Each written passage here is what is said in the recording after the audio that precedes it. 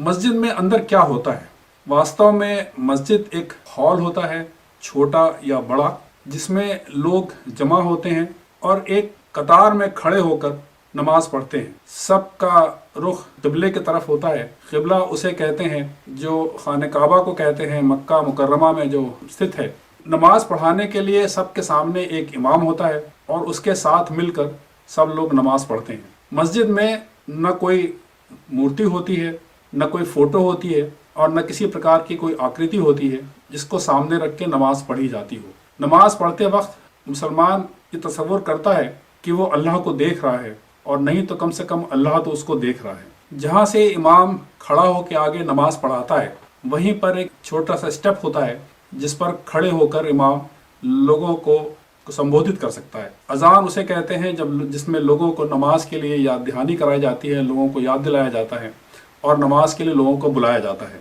और एक जगह होती है जहाँ वज़ू बनाने के लिए कि नमाज पढ़ने से पहले एक मुसलमान अपने हाथ और पाँव को विशिष्ट रूप से धोकर साफ कर नमाज पढ़ने के लिए आता है। मस्जिद में इसके अतिरिक्त और कुछ नहीं होता। मस्जिद बहुत छोटी भी हो सकती है, बड़ी भी हो सकती है, बहुत सुंदर रूप से सजाई हुई भी हो सकती है, लेकिन उसमें मूल रूप से यही चीज़ें होती हैं। अब आगे देखते हैं कि मस्जिद का इस्लाम में क्या महत्व है और उसकी क्या भूमिका है। एक मुसलमान के जीवन में मस्जिद सबसे महत्वपूर्ण स्थान रखती है, इसलिए कि वो दिन में 5 बार वहाँ जमा होता है। उपासना का केंद्र है, इसलिए कि वहीं पर नमाज पढ़ी जाती है और इस्लाम में उपासना नमाज को ही कहते हैं। मस्जिद आध्यात्मिकता का स्रोत भी है, centre and source of spirituality. नमाज के समय के अतिरिक्त भी एक मुसलमान वहाँ जाकर बैठकर ध्यान मग्न हो सकता है और अपने अल्लाह से, अपने मालिक से, अपना पैदा करने वाले से अपना रिश्ता जोड़ सकता है और आध्यात्मिकता को स्थापित कर सकता है, आध्यात्मिकता के उरूज तक पहुंच सकता है। मस्जिद में एक मुसलमान अल्लाह से सबसे ज्यादा करीब होता है। नमाज के समय के अतिरिक्त भी एक मुसलमान जाकर मस्जिद में बैठकर अल्लाह से प्रार्थना कर सकता है और अपने दिल की बात उससे कर सकता है।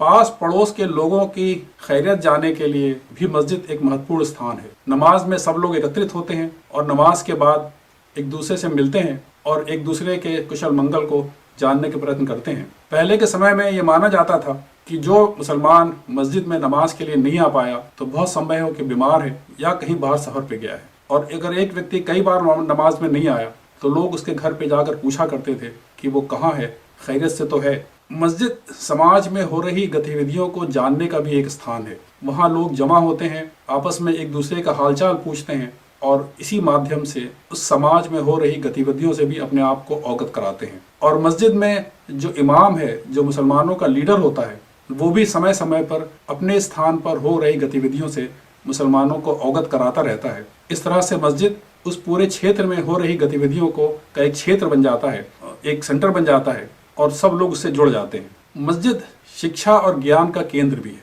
इसे सबसे पहला मदरसा कहते हैं। मदरसा उस जगह को कहते हैं जहाँ शिक्षा प्राप्त की जाती है।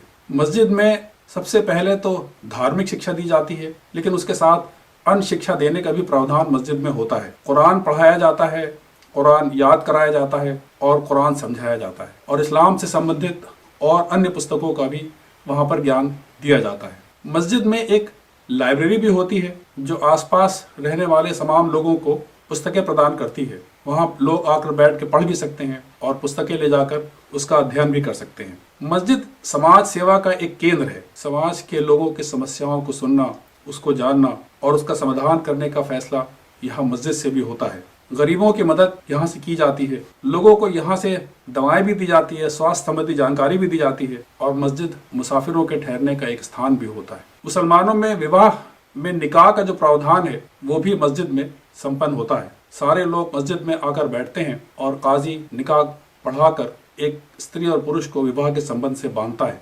पिछले कई वर्षों से लोगों ने देखा होगा कि यदि उनके आसपास के क्षेत्र में बाढ़ आ गई है या कोई आपदा आई है तो लोगों ने, मस्जिद ने उनको सहारा दिया है। बाढ़ से बचने के लिए मस्जिद में लोग एकत्रित हो गए हैं और मस्जिद में उनके रहने और खाने का प्रबंध भी किया गया है। कहीं पर अगर भूकंप आया है तो वहाँ पर भी मस्जिद ने आगे बढ़कर लोगों को सहारा देने का कार्य किया है, और मस्जिद में बिना किसी भेदभाव के लोगों को आने का मौका दिया जाता है और उनकी सहायता की जाती है। मस्जिद को अल्लाह ने कम्युनिकेशन का एक बहुत बड़ा जरिया बनाया है। हफ्ते में एक बार जुमे के दिन तमाम लोग जब वहाँ एकत्रित होते हैं तो नमाज से पहले खुतबा दिया जाता है। इसमें इमाम लोगों के सामने खड़ा होकर समाज में चल रहे किसी महत्वपूर्ण विषय पर उनका मार्गदर्शन करता है, उनकी समस्याओं का समाधान उनको बताता है। आजकल मस्जिद में जुमे को तो खुतबे का प्रावधान होता है, लेकिन ये अन्य समय पर भी किया जा सकता है। हर नमाज के पहले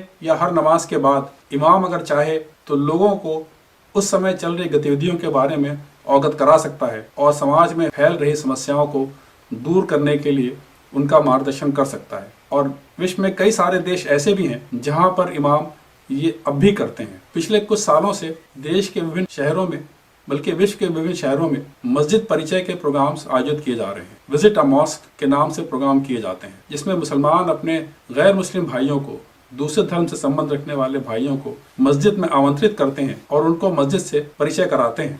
वहाँ हो रही तमाम गतिविधियों के बारे में उनको अवगत कराते हैं। नमाज कैसे पढ़ी जाती है वो उनको दिखाते हैं और उनके प्रश्नों का उत्तर देते हैं। मस्जिद के बारे में फैली हुई बहुत सारी गलतफहमियों को दूर करने का ये बहुत अच्छा तरीका है। आपके शहर में भी अगर कहीं विजिट अ मॉस्क का प्रोग्राम हो रहा है तो आप अवश्य जाएं और जाकर आपके हृदय में जो बात भी मस्जिद से संबंधित है उसके विषय में आप वहाँ प्रश्न कर सकते हैं। मस्जिद अपने आसपास की आबादी के लिए एक कॉन्फ्रेंस हॉल और सेमिनार और मीटिंग का स्थान भी रखती है। समाज में होने वाला इस तरह का कोई भी सम्मेलन मस्जिद में किया जाता है और सब लोग वहाँ आसानी से जमा हो जाते हैं। और हज़रत मोहम्मद सल्लल्लाहु अलैहि वसल्लम के ज़माने में मस्जिद इन सारी चीज़ों का केंद्र होती थी। आपके पास जो बाहर से दूत आते थे विभिन्न राज्यों से, हज़रत मोहम्मद आप सभी को मस्जिद में बुलाते थे और वहीं आपसे सबसे मिलते थे। यहाँ पर कोई भी आ सकता है, ऐसा नहीं है कि गैर मुस्लिमों को यहाँ आने पर कोई प्रतिबंध है।